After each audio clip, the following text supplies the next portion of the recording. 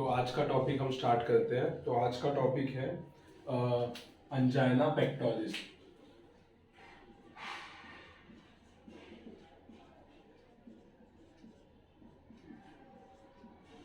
तो जैसे कि हमने पिछले लेक्चर में हमने देखा था, तो एंजाइना पेक्टोरिस का मतलब क्या होता है। तो जैसे कि एंजाइना का मतलब होता है पेन, और पेक्टोरिस का मतलब होता है जो पेक्टोरिस मसल होता है, चेस्ट का मसल जो होता है, पेक्टोरिस रीजन में जो पेन प्रेजेंट होता है, यानी कि चेस्ट रीजन में जो पेन प्रेजेंट होता है उसे हम क्या कहेंगे,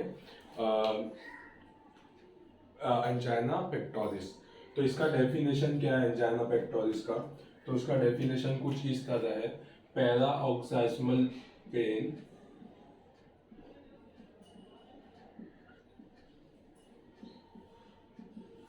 इन सबस्टर्नल और precordial region arising due to increase demand of heart या फिर increase workload of the heart. तो एंजाइना पेक्टोरिस का डेफिनेशन क्या होता है? पैराऑक्सिस्मल पेन।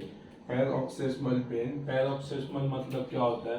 तो इंटरमीडिएट या फिर हम कह सकते हैं इंटरमीडिएट सडन पेन जो होता है, कहाँ पे होता है? तो सबस्टर्नल रीजन। तो जैसे कि हमें पता है कि चेस्ट में एक बोन होता है जिसे हम कहते हैं स्टर्नम। ये चेस्ट रीजन होता है, तो एक बोन होता है, उसे हम कहते हैं स्टर्नम। तो स्टर्नम रीजन के यहाँ पे अगर पेन होता है, या फिर प्रीकॉर्डियल रीजन यानी कि ये इस जगह पे अपना हार्ट प्रेजेंट होता है, तो हार्ट के आजू बाजू के रीजन में अगर पेन हो, या फिर लोअर साइड चेस्ट में पेन हो, तो उसे हम कहते हैं प्रीकॉर्डियल रीजन। तो ये जगह पे अगर पेन होगा सबस्टर्नल रीजन पे, या फिर प्रीकॉर्डियल रीजन पे अगर पेन होगा, तो उसे हम कहेंगे एंजाइना पेक्टोरिस। लेकिन ये पेन किस वजह से डेवलप हुआ होगा? तो वो डेवलप हुआ होगा increase demand of the heart, यानी कि जो हार्ट पंप करता है ब्लड को, अगर पंपिंग करने के लिए सफिशिएंट अमाउंट ऑफ ब्लड चाहिए होता है, कहाँ पे? हार्ट के मसल्स को। लेकिन अगर सफिशिएंट अमाउंट ऑफ ब्लड नहीं मिल पाता है हार्ट के मसल को, तो उसका जो वर्किंग पावर होता है वो कम हो जाता है, पंपिंग पावर जो होता है वो कम हो जाता है, जिसके वजह से हमें ये पेन देखने को मिलता है, जिसे हम कहेंगे एंजाइना पेक्टोरिस। तो एंजाइना पेक्टोरिस का मतलब क्या होता है? Pain in the pectoral region. Definition के हिसाब से क्या है कि सडन या फिर इंटरमीडिएट या कभी भी कोई पेन अराइज होगा, कहाँ पे? सबस्टर्नम या फिर प्रीकॉर्डियल रीजन में, स्टर्नम के आजू बाजू या फिर हार्ट के आजू बाजू में, और लोअर साइड ऑफ चेस्ट में अगर पेन स्टार्ट होगा। किस वजह से? तो इंक्रीज डिमांड, मतलब हार्ट को पंपिंग करना है, हार्ट पंप करना चाहता है, लेकिन उसके मसल्स जो है उसमें ब्लड सप्लाई नहीं होने की वजह से वो अपना काम ठीक से नहीं कर पाता। तो हार्ट का वर्कलोड बढ़ने की वजह से, या फिर हम कह सकते हैं ब्लड सप्लाई कम होने की वजह से पेन जो डेवलप होता है उसे हम कहेंगे एंजाइना पेक्टोरिस। तो एंजाइना पेक्टोरिस कितने टाइप के होते हैं? तो एंजाइना पेक्टोरिस जो होते हैं वो बेसिकली 3 टाइप के होते हैं। सबसे पहला टिपिकल एंजाइना, दूसरा प्रिंज़मेटल एंजाइना, और तीसरा अनस्टेबल एंजाइना। तो सबसे पहला होता है टिपिकल एंजाइना, दूसरा प्रिंज़मेटल एंजाइना, और तीसरा अनस्टेबल एंजाइना। तो टिपिकल एंजाइना क्या होता है? तो टिपिकल एंजाइना यानी कि टिपिकल पेन प्रेजेंट होता है। तो ये कब प्रेजेंट होता है? जब वर्कलोड बढ़ जाता है हार्ट का, वर्कलोड बढ़ जाता है हार्ट का तो पेन स्टार्ट हो जाता है, और अगर पेशेंट रेस्ट करता है तो पेन डिक्रीज हो जाता है। वर्कलोड जैसे कि अगर भाग रहे हैं हम, तो भागने की वजह से क्या होता है, जो बॉडी में ऑक्सीजन का सप्लाई होता है वो बढ़ने लगता है, डिमांड जो है टिश्यूज में ऑक्सीजन का वो बढ़ने लगता है। उसकी वजह से हार्ट क्या करता है, ज़्यादा जोर से पंपिंग करता है। लेकिन अगर ज़्यादा जोर से पंपिंग नहीं कर पाए किसी कारण से, तो उसका क्या होता है, वर्कलोड जो है वो बढ़ने लगता है और वो उसको फुलफिल नहीं कर पाता। उस कंडीशन में पेन स्टार्ट हो जाए और रेस्ट के टाइम पे अगर पेन अपने आप कम हो जाए तो वो अंजाइना को हम क्या कहेंगे, टिपिकल अंजाइना। क्या कहेंगे, टिपिकल अंजाइना। तो ये अंजाइना हमें कब देखने को मिलता है, तो ये अंजाइना हमें कभी भी स्टेनोसिस होगा, वॉल्व अगर हार्ट के वॉल्व ठीक से नहीं खुल पा रहे हैं, तो रेस्ट के वक्त क्या होता है, उतना सप्लाई नहीं चाहिए होता बॉडी को, तो हार्ट सफिशिएंटली पंप करता है। लेकिन अगर डिमांड बढ़ जाता है वॉकिंग, रनिंग, एंजाइटी ये सब में, और स्टेनोसिस प्रेजेंट होगा कुछ अमाउंट में, तो उसकी वजह से उसको पंप ज़्यादा करना पड़ता है, जिसकी वजह से वर्कलोड बढ़ जाता है और ये प्रॉब्लम हमें देखने को मिलता है। दूसरा, प्रिंस मेटल एंजाइना। तो प्रिंस मेटल एंजाइना क्या होता है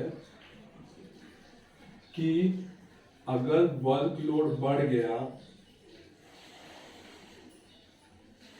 तो पेन स्टार्ट हो जाता है, लेकिन इसका रेस्ट से कोई भी लेना देना नहीं होता। अगर पेन है, वो हार्ट का वर्कलोड बढ़ने की वजह से पेन स्टार्ट हो जाता है, लेकिन रेस्ट करने से वो पेन ठीक भी हो सकता है, नहीं भी ठीक हो सकता, तो उसका रेस्ट करने से कोई रिलेशनशिप नहीं होता।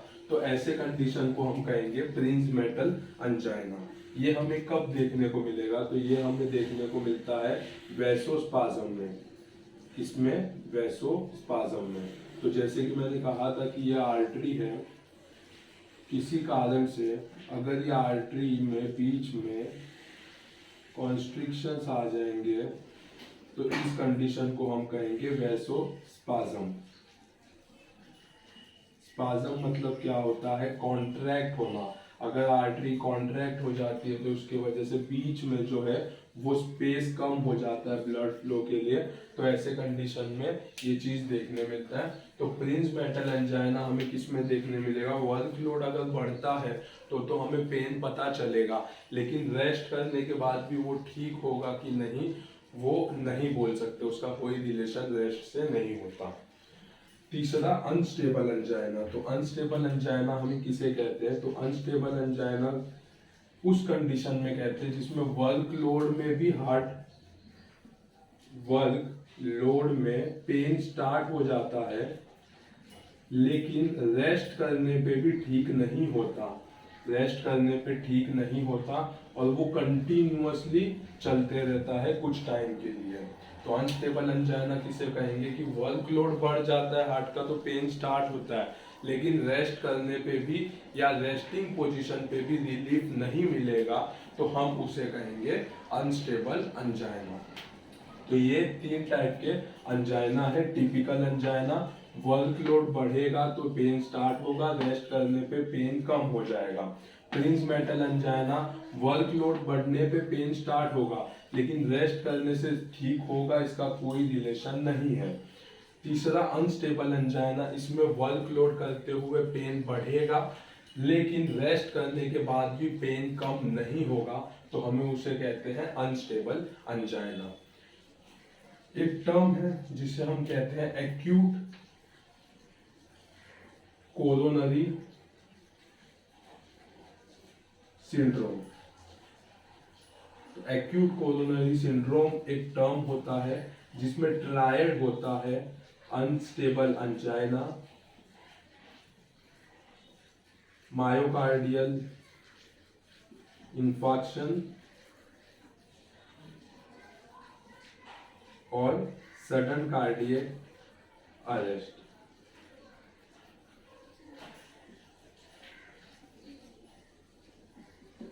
इस तीनों टर्म को डिनोट करने के लिए हम एक्यूट कोरोनरी सिंड्रोम ये वर्ड का यूज करते हैं।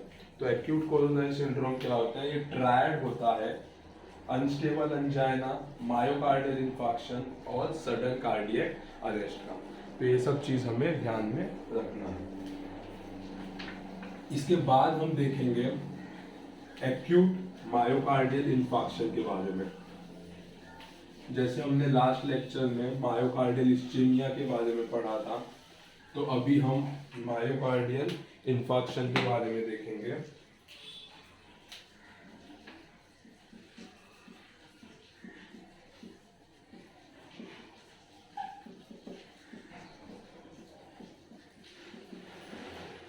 मायोकार्डियल इंफार्क्शन, तो सबसे पहले मतलब समझेंगे मायोकार्डियल इंफार्क्शन होता क्या है। तो मायोकार्डियम यानी कि मसल्स ऑफ द हार्ट।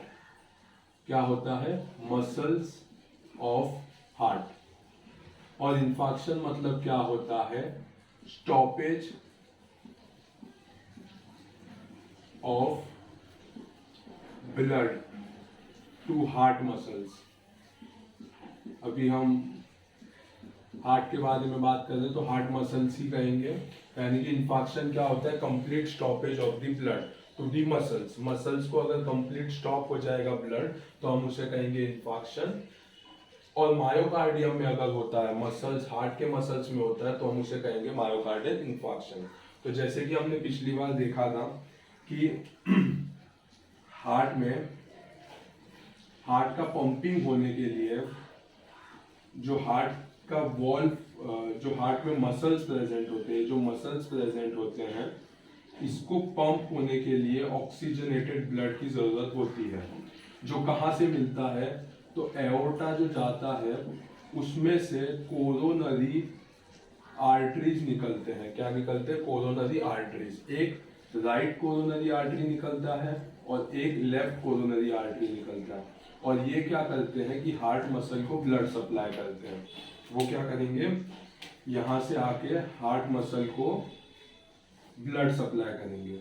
लेकिन किसी रीजन से अगर यहाँ का आर्टरी ब्लॉक हो जाता है, यहाँ से ब्लड सप्लाई बंद हो जाता है, तो इस मसल में ऑक्सीजनेटेड ब्लड सप्लाई नहीं हो पाता और उसके वजह से यहाँ पे टिश्यू नेक्रोसिस डेवलप होता है। यहाँ का मसल्स ठीक से काम नहीं कर पाता और उस कंडीशन को हम कहेंगे इंफार्क्शन। उस कंडीशन को हम कहेंगे इंफार्क्शन।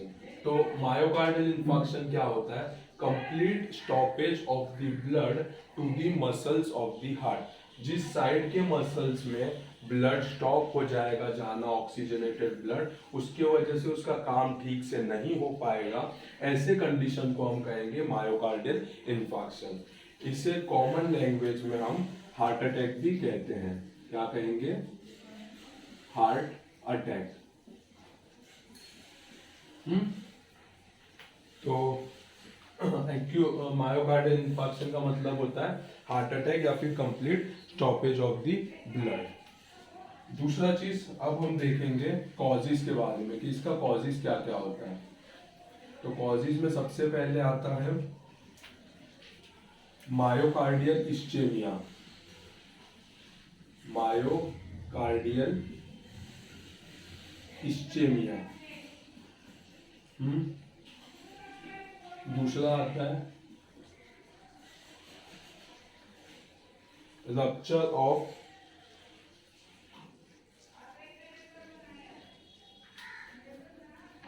प्लेटलेट एग्रीगेशन ड्यू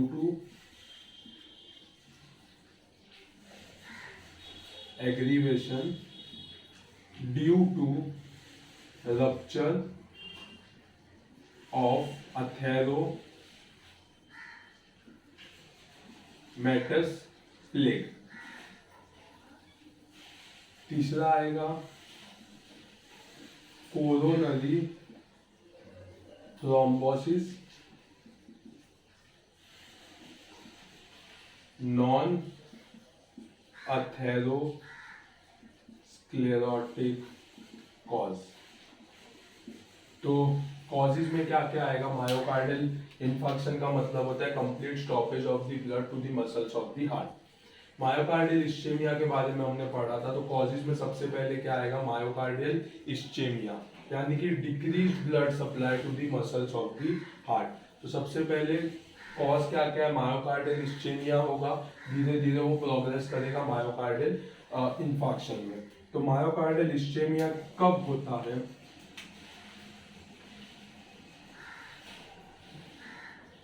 तो सबसे पहले ये होगा हाइपरट्रॉफी में, hypertrophy of heart muscle without increase in the blood supply, without increase in the blood supply. फिर दूसरा है डिक्रीज ब्लड सप्लाई, और तीसरा है इंक्रीज डिमांड, तो इंक्रीज मायोकार्डियल डिमांड।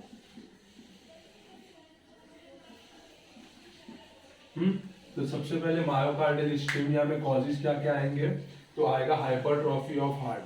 तो हाइपरट्रॉफी किसमें देखने मिलेगा, तो हाइपरटेंशन के पेशेंट में, हाइपरटेंशन के पेशेंट में सिस्टमिक हाइपरटेंशन अगर प्रेजेंट होगा तो उसके वजह से क्या होता है कि पंपिंग जो होता है वो इंक्रीज हो जाता है। पंपिंग इंक्रीज होने की वजह से क्या होता है, जो मसल्स होते हैं लेफ्ट वेंट्रिकल्स के वो बिल्डअप होने लगते हैं, स्ट्रांग होने लगते हैं, क्योंकि उनको ज्यादा जोर से पंप करना पड़ता है।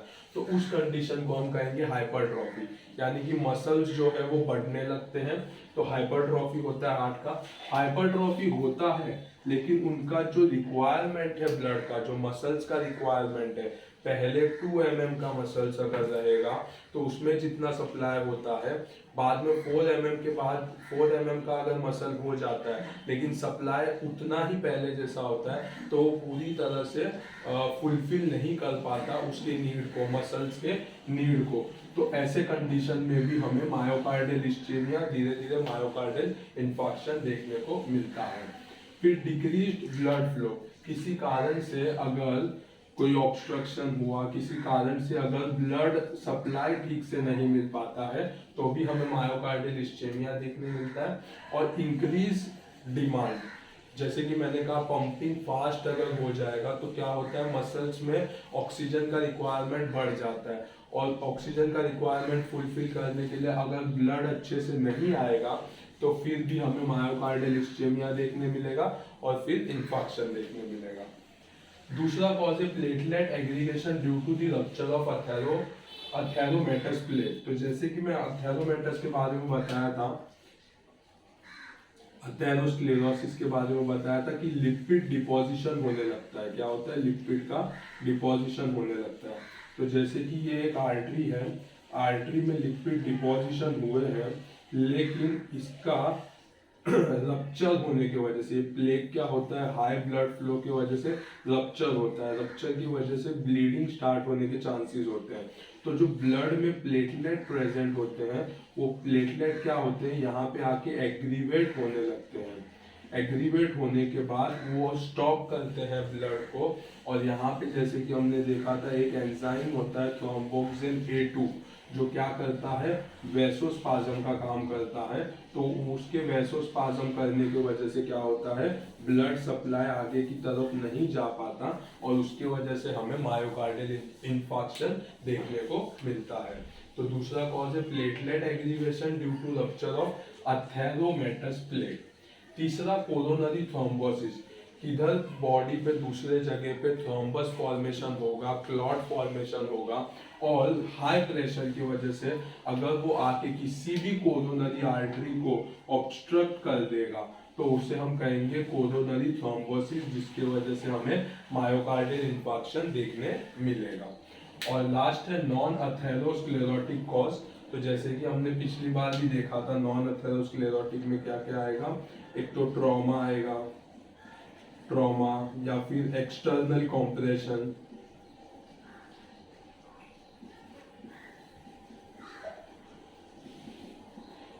या फिर आर्टेराइटिस, इन्फ्लामेशन ऑफ आर्टरीज। इस तरह से जो कॉजेज है वो हमें देखने मिलेंगे। या फिर हम कह सकते हैं एम्बोलिज्म, तो क्लॉट होता है, ब्लड क्लॉट प्रेजेंट होते हैं, तो उसमें भी हमें मायोकार्डियल इंफार्क्शन देखने मिलता है। तो ये क्या हो गया, 4 कॉजेज हो गए। एक तो मायोकार्डियल इंफार्क्शन, दूसरा platelet aggregation due to rupture of atheromatous plaque, coronary thrombosis और नॉन अथेरोस्क्लेरोटिक कॉजेज। तो ये हो गए इसके मायोकार्डियल इंफार्क्शन के कॉज। मायोकार्डियल जो इंफार्क्शन है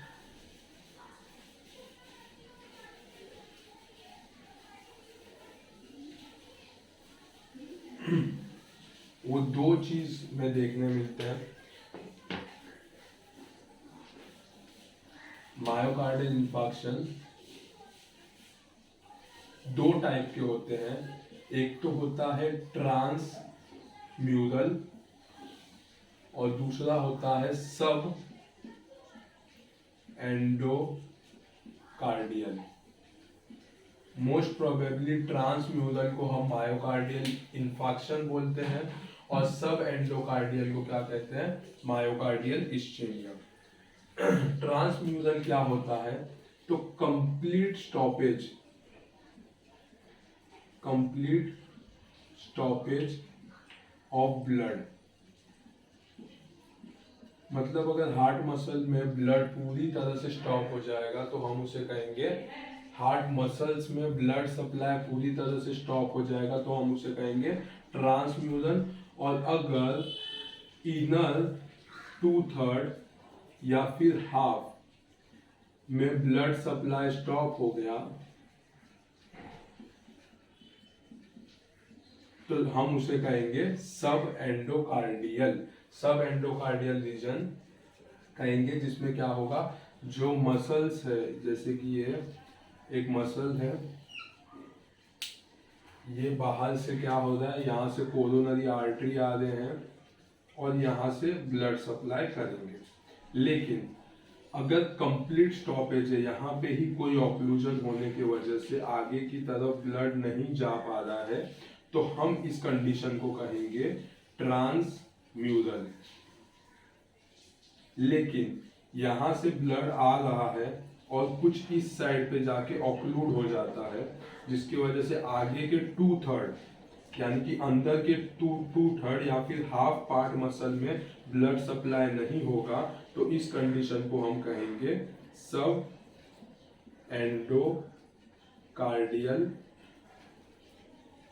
एंडोकार्डियल इस्चेमिया कह सकते हैं। तो मायोकार्डियल इंफार्क्शन के 2 टाइप्स होते हैं, एक तो ट्रांसम्यूरल और एक तो सब एंडोकार्डियल। ट्रांसम्यूरल उसे कहेंगे जिसमें कंप्लीट स्टॉपेज ऑफ ब्लड होगा, जैसे कि मैंने यहाँ पे बताया। और सब एंडोकार्डियल में इनर 2/3 या इनर हाफ में ब्लड सप्लाई कम होगा, तो उसे हम कहेंगे सब एंडोकार्डियल। मोस्टली ट्रांसम्यूरल हमें ज्यादा देखने को मिलता है। तो 95% केसेस में हमें ट्रांसम्यूरल देखने मिलता है और रेयरली कभी हमें सब एंडोकार्डियल देखने को मिलता है। यहाँ पे थ्रोम्बोसिस होने के या फिर एम्बोलिज्म होने के चांसेस होते हैं, थ्रोम्बोसिस के चांसेस होते हैं। सब एंडोकार्डियल में थ्रोम्बोसिस होने के चांसेस नहीं होते। तो ये है 2 टाइप मायोकार्डियल इंफार्क्शन का। मोस्टली ट्रांसम्यूरल को हम मायोकार्डियल इंफार्क्शन बोलते हैं और सब एंडोकार्डियम को हम इस्चेमिया बोल सकते हैं। तो ये हो गया टाइप्स मायोकार्डियल इंफार्क्शन का।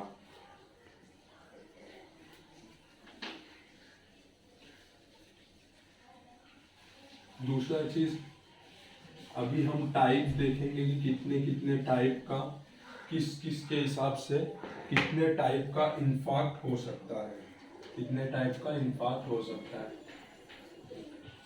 टाइप ऑफ इंफार्क्ट, तो सबसे पहला होता है एनाटॉमिकल रीजन के हिसाब से, दूसरा थिकनेस के हिसाब से, और तीसरा टाइम के हिसाब से कहेंगे, या फिर हम कहेंगे एज ऑफ इंफार्क्ट।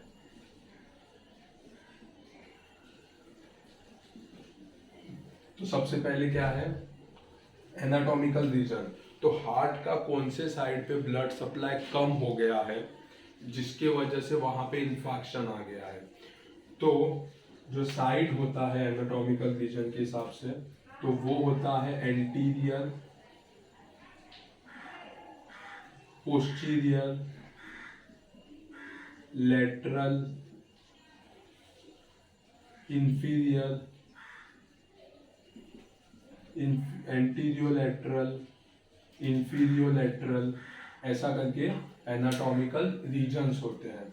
यानी कि अगर हार्ट के आगे साइड पे, यानी कि हम कह सकते हैं कि लेफ्ट वेंट्रिकल के साइड पे, टिप पे और 2/3 ऑफ इंटरवेंट्रिकुलर सेप्टम पे अगर ब्लड सप्लाई नहीं हो पाता तो हम उसे कहेंगे एंटीरियर साइड।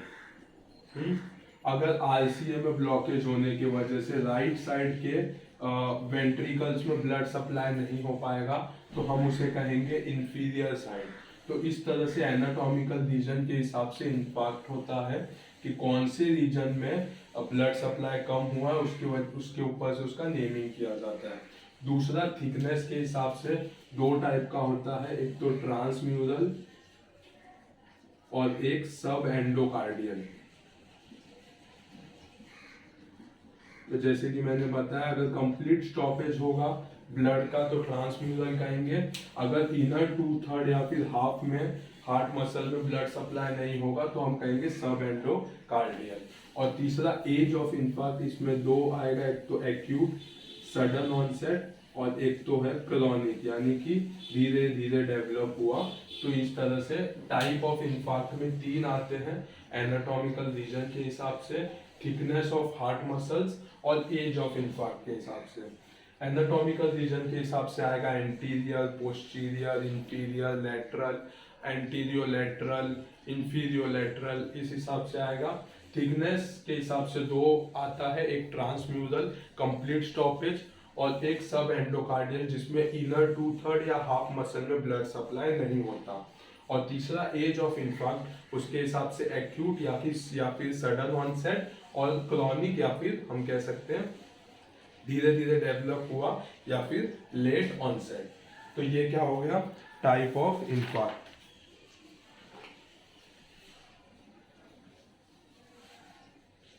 अभी हम देखेंगे लोकेशन ऑफ इन्फार्क्ट। इन्फार्क्ट का लोकेशन कहाँ कहाँ होता है।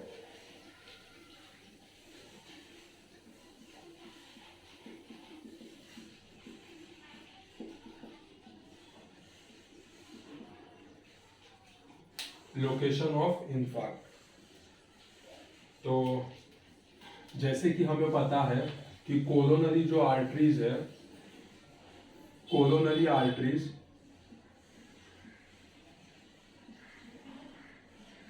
वो 2 पार्ट में डिवाइड होते हैं, एक तो लेफ्ट कोरोनरी आर्टरी और एक राइट कोरोनरी आर्टरी।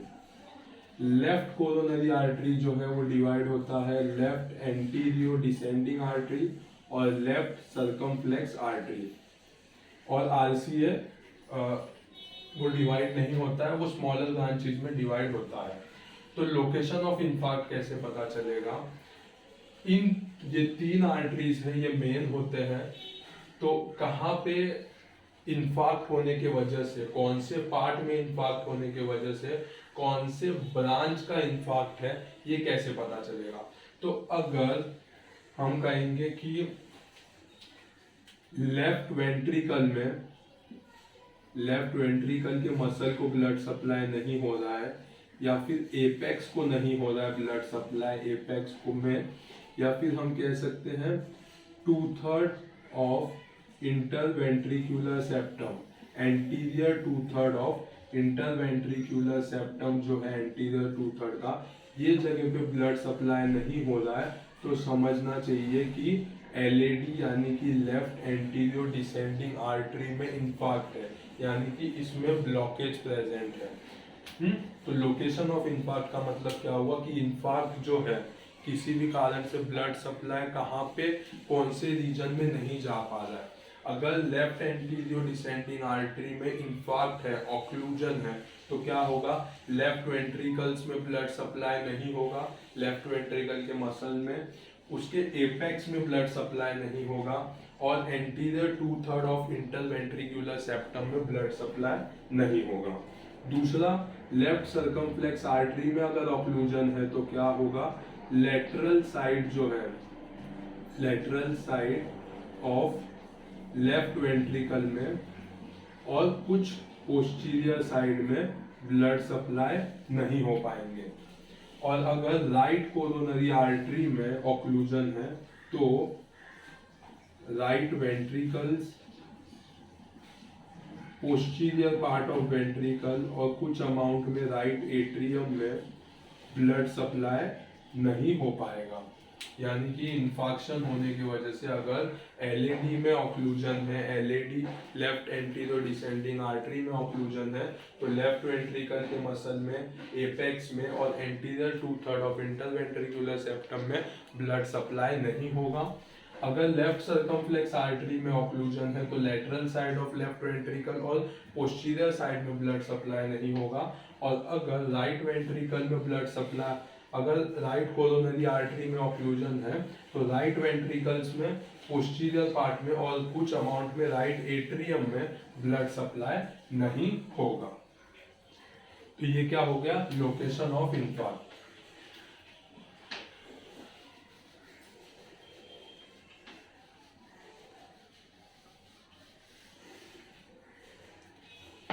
इसके बाद हम देखेंगे कि डायग्नोस कैसे किया जाए। अगर इंफार्क्ट हुआ है तो उससे हम डायग्नोस कैसे कर सकते हैं। तो 3 चीजों से हम डायग्नोस कर सकते हैं।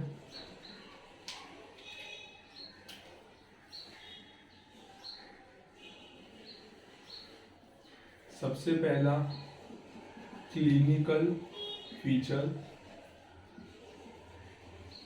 दूसरा ईसीजी और तीसरा कार्डियक मार्कर, या फिर हम कह सकते हैं कार्डियक एंजाइम्स, या फिर उसे कहेंगे एंजाइम डिटर्मिनेशन, मतलब एंजाइम के वजह से पता चलता है। तो सबसे पहला डायग्नोसिस कैसे किया जाता है, तो क्लिनिकल फीचर में हमें क्या क्या देखने मिलेंगे। तो क्लिनिकल फीचर में सबसे पहला हमें देखने मिलेगा pain, sweating, indigestion,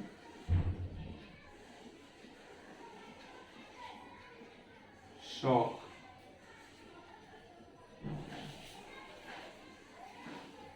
oliguria, oliguria देखने मिलेगा, और पल्मोनरी एडिमा।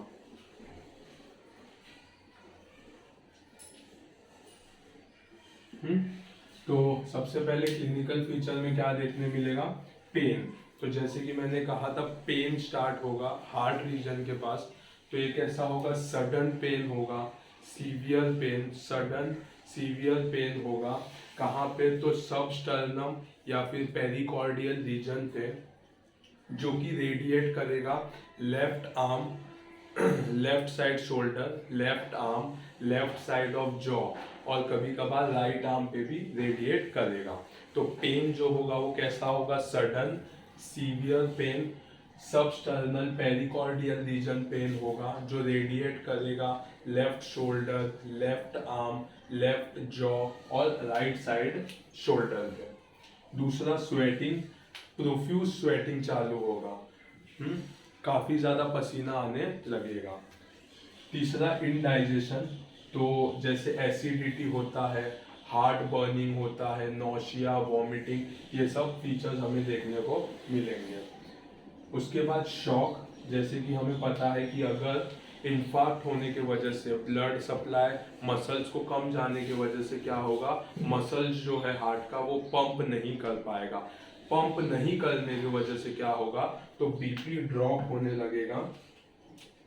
क्या होगा, बीपी ड्रॉप होने लगेगा। जो ब्लड है ऑक्सीजनेटेड वो टिश्यूज तक नहीं पहुंच पाएंगे, तो हमें साइनोसिस देखने को मिलेंगे। उसके साथ साथ टैकीकार्डिया देखने को मिलेगा। तो क्या होगा कि पंपिंग ठीक से नहीं होने की वजह से बीपी ड्रॉप होगा, साइनोसिस हो जाएंगे, टैकीकार्डिया या फिर ब्रेडिकार्डिया भी देखने मिलेगा। उसके बाद ओलिगोयूरिया यानी कि डिक्रीज यूरिन आउटपुट। अगर पंपिंग ठीक से नहीं होता, किसी पार्ट के ऑक्लूजन होने की वजह से पंपिंग नहीं हो पा रहा है, तो क्या होगा, रीनल परफ्यूजन ठीक से नहीं हो पाएगा। रीनल परफ्यूजन ठीक से नहीं होने की वजह से क्या होगा, यूरिन पास नहीं होगा। और सबसे लास्ट में सबसे मेन पल्मोनरी एडिमा। किसी भी कॉज में, यानी कि अगर वेंट्रिकल्स ठीक से पंप नहीं हो पा रहे तो क्या होता है, पल्मोनरी कंजेशन डेवलप होता है। पल्मोनरी कंजेशन डेवलप होता है। जैसे कि हम देखेंगे कि सुपीरियर वेना केवा और इंफीरियर वेना केवा से जो ब्लड है वो कहाँ पे आते हैं, डीऑक्सीजनेटेड ब्लड क्या है, राइट एट्रियम में आते हैं। तो राइट एट्रियम से राइट वेंट्रिकल्स में जाएंगे और यहाँ पे पल्मोनरी आर्टरी के थ्रू कहाँ जाएंगे, लंग्स में जाएंगे। कहाँ जाएंगे, लंग्स में जाते हैं। और लेफ्ट वेंट्रिकल से भी जो ऑक्सीजनेटेड ब्लड होता है वो पल्मोनरी वेन के थ्रू कहाँ पे लाया जाता है, लेफ्ट एट्रियम में, और लेफ्ट एट्रियम से कहाँ आता है, लेफ्ट वेंट्रिकल में। तो अगर जो पंपिंग है वो ठीक से नहीं हो पाएगा तो क्या होगा, सबसे पहले तो पल्मोनरी जो आर्टरी है उसके वजह से लंग्स में कंजेशन होने लगेगा, और दूसरा पल्मोनरी वेन से ऑक्सीजनेटेड नहीं आएगा ब्लड, तो उसका भी इफेक्ट क्या होगा, लंग्स पे होगा, जिसकी वजह से कंजेशन होने लगेगा। तो कंजेशन होने का मतलब वहाँ पे कुछ अमाउंट में फ्लूइड डेवलप होने लगेंगे, जिसे हम कहेंगे पल्मोनरी एडिमा। तो राइट या लेफ्ट साइड किसी भी वेंट्रिकल्स का काम ठीक से अगर नहीं होगा तो हमें पल्मोनरी एडिमा ज़्यादातर देखने को मिलेगा। तो ये हो गया क्लिनिकल फीचर। क्लिनिकल फीचर में क्या क्या आएगा, पेन आएगा, स्वेटिंग, इनडाइजेशन, शॉक, ओलिगोयूरिया और पल्मोनरी एडिमा। दूसरा चीज ईसीजी देखेंगे। तो ईसीजी में चेंजेस क्या क्या देखने मिलेगा, सबसे पहले एसटी एलिवेशन, दूसरा हाइपर एक्यूट टी वेव। तो जैसे कि हमें पता है कि अगर हम ईसीजी देखेंगे तो वो नॉर्मल ईसीजी कुछ इस तरीके से होता है, जिसमें इसको हम पी वेव कहते हैं, इसे QRS कॉम्प्लेक्स और इसे टी वेव, और इसके बीच का जो पार्ट होता है इसे हम कहते हैं ST सेगमेंट। तो मायोकार्डियल इंफार्क्शन में जो चेंज देखने मिलता है वो कुछ इस तरह से होता है कि पी वेव नॉर्मल होगा, QRS कॉम्प्लेक्स नॉर्मल होगा, लेकिन जो ST सेगमेंट है वो आइसो इलेक्ट्रिक लाइन से ऊपर होगा, तो उससे हम कहेंगे ST सेगमेंट एलिवेशन। और दूसरा टी वेव जो है उसका हाइट काफ़ी ज़्यादा होगा, जिसे हम कहेंगे हाइपर एक्यूट टी वेव। इसके बारे में हमने अपने ईसीजी वाले लेक्चर में काफ़ी सारा डिस्कस किया है। तो ईसीजी चेंजेस में सबसे पहले क्या देखने मिलेगा, ST एलिवेशन, और दूसरा हाइपर एक्यूट टी वेव।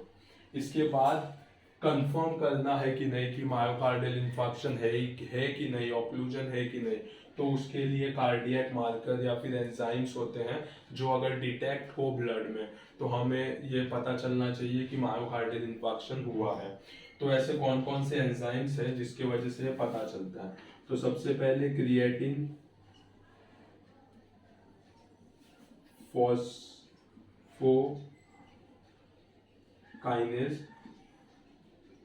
जिसे हम कहेंगे CPK, दूसरा लैक्टेट डिहाइड्रोजिनेज,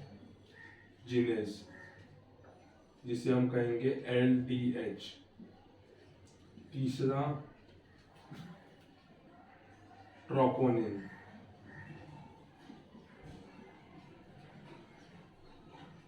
और चौथा है मायोग्लोबिन।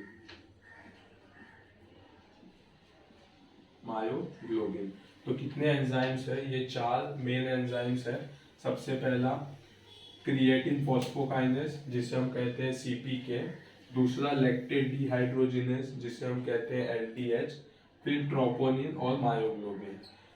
क्रिएटिन फॉस्फोकाइनेस जो होता है, क्रिएटिन फॉस्फोकाइनेस जो होता है वो 3 टाइप्स के होते हैं। एक तो CPK-MM, एक तो होता है CPK-BB और एक तो होता है CPK-MB। तो CPK-MM जो एंजाइम होते हैं वो कहाँ पे प्रेजेंट होते हैं? स्केलेटल मसल में, जो अपने स्केलेटल मसल्स होते हैं उसमें प्रेजेंट होते हैं।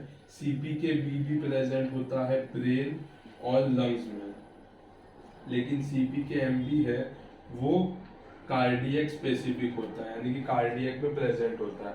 अगर कार्डियक में किसी भी मसल्स का कोई भी प्रॉब्लम आता है तो CPK-MB रिलीज होता है। तो इसका मतलब क्या होता है कि मायोकार्डियल इन्फार्क्शन हुआ है, ऑक्लूजन हुआ है, तो उसके वजह से ये एंजाइम रिलीज होता है।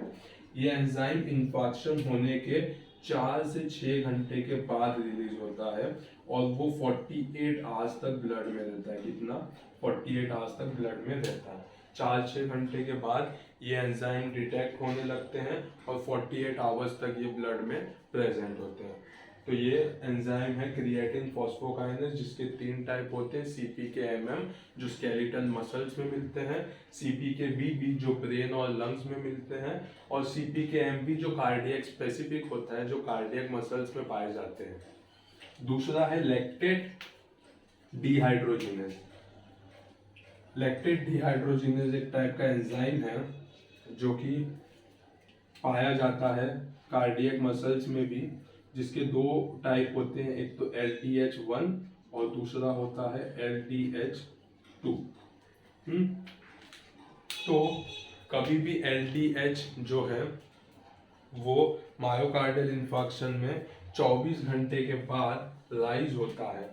कितने घंटे के बाद? 24 आवर्स के बाद हमें ब्लड में देखने को मिलता है, जो कि 6 to 8 डेज तक, कितना? 6 to 8 डेज, 2 to 6 डेज तक रहता है और 14 डेज के बाद डिसअपियर हो जाता है। 2 to 6 डेज तक ब्लड में रहता है और 14 डेज के बाद अपने आप डिसअपियर हो जाता है। तो ये दूसरा एंजाइम है जिसे हम कहते हैं लैक्टेट डिहाइड्रोजिनेस। तीसरा है ट्रोपोनिन, काफी इंपॉर्टेंट होता है। ट्रोपोनिन 2 टाइप के होते हैं। ये भी एक टाइप का कॉन्ट्रैक्टाइल मसल प्रोटीन होता है। ये एक टाइप का कॉन्ट्रैक्टाइल मसल प्रोटीन होता है। अगर मसल्स जो है वो ठीक से कॉन्ट्रैक्ट नहीं हो पाते तो ट्रोपोनिन नाम का जो एंजाइम है वो ब्लड में रिलीज किया जाता है। इसके 2 टाइप होते हैं, एक तो होता है ट्रॉप आई और एक तो होता है ट्रॉप टी। कौन कौन से होते हैं? ट्रॉप टी होता है और ट्रॉप आई प्रेजेंट होता है। तो जो ट्रॉप आई प्रेजेंट होता है वो 7 to 10 डेज तक ब्लड में प्रेजेंट होता है और ड्रॉप टी जो होता है वो 10 to 14 डेज तक ब्लड में प्रेजेंट होता है। तो ये एक कार्डियक एंजाइम है, काफ़ी इंपॉर्टेंट है, जो कॉन्ट्रैक्टाइल मसल प्रोटीन है। एक्टिन और मायोसिन जो मसल में प्रेजेंट होते हैं उसके बीच में कुछ प्रोटीन्स प्रेजेंट होते हैं जिसे कहते हैं ट्रोपोनिन। जब भी कॉन्ट्रैक्टिलिटी या फिर हम कह सकते हैं कॉन्ट्रैक्शन ठीक से नहीं होगा तो ये ट्रोपोनिन जो होता है वो रिलीज होता है और वो हमें ब्लड में दिखता है। लास्ट और सबसे इम्पोर्टेंट एंजाइम होता है मायोग्लोबिन। मायोग्लोबिन जो है वो सबसे पहला ब्लड में रिलीज होता है, first enzyme to get detected. लेकिन ये फुल्ली कार्डियक स्पेसिफिक नहीं होता है, यूरिन में रिलीज किया जाता है और 24 आवर्स में बॉडी से बाहर चले जाता है। कितना? 24 आवर्स में बॉडी से बाहर चले जाता है। लेकिन मायोग्लोबिन जो है वो फर्स्ट एंजाइम है जो कि मायोकार्डियल इन्फार्क्शन के बाद डिटेक्ट होता है। तो डायग्नोसिस में 3 चीज देखा हमने, क्लिनिकल फीचर, ECG और एंजाइम डिटर्मिनेशन। एंजाइम डिटर्मिनेशन में क्रिएटिन फॉस्फोकाइनेस, लैक्टेट डिहाइड्रोजिनेस, ट्रोपोनिन और मायोग्लोबिन, ये इम्पोर्टेंट है।